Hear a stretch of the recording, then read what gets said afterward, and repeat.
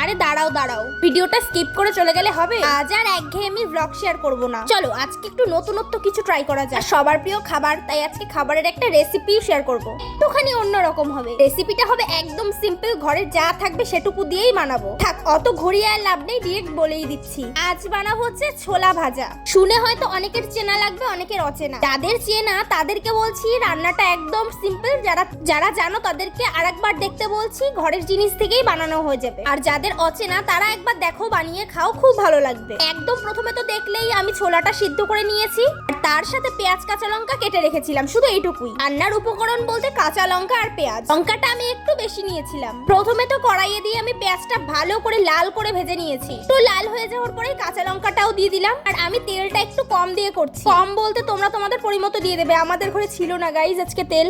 যাই হোক, তারপর তো ছোলাটাও দিয়ে দিলাম, ভালো করে ভেজে নেবে। ব্লগ তো আমি নিয়ম করে দিন রাত দিয়ে যাচ্ছি, তোমরা কি সাবস্ক্রাইব করছো নিয়ম করে? একটা ভিডিও বানাতে গিয়ে, এডিট করতে গিয়ে কতটা সমস্যার সম্মুখীন হতে হয় জানো?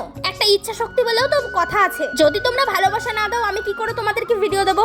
আজ একেবারে বলে দিচ্ছি, ভিডিওটা দেখছো তো ভালো কথা, সাবস্ক্রাইব না করে কিন্তু যাবে না। আরে তোমাদের উপরেই তো জোর খাটাবো, তোমরাই তো আমার পরিবার। আচ্ছা পরিবারের গল্প বাদ দিয়ে দেখে নাও আগে ছোলাটায় আমি কি কি দিয়েছি। না দেখলে আবার একটুখানি টেনে ভিডিওটা দেখো। আচ্ছা আচ্ছা, অত কষ্ট করতে হবে না, আমিই বলে দিচ্ছি। লবণ, হলুদ, একটুখানি গুঁড়ি লঙ্কা, ব্যাস এইটুকু দিলেই হবে। কিন্তু আমাদের ঘরে যেহেতু গরম মশলা আর গোলমরিচের গুঁড়ো ছিল, তাই আমি ওটাও এক্সট্রা অ্যাড করেছি। লবণে হয়েছে কিনা সেটাই একটু নাড়তে নাড়তে চেক করছিলাম, আর বুনুকে একটু চেক করালাম, তবেই ঠিক ছিল। শুধু একটু লবণে কম হয়েছিল জন্য আমি একটু লবণ দিয়ে তুলে নিলাম। খুব ছোট্ট ক্রিয়েটার আমি, এই করতে করতে ভালো কটা ভিডিও হয়ে গেছে চ্যানেলে।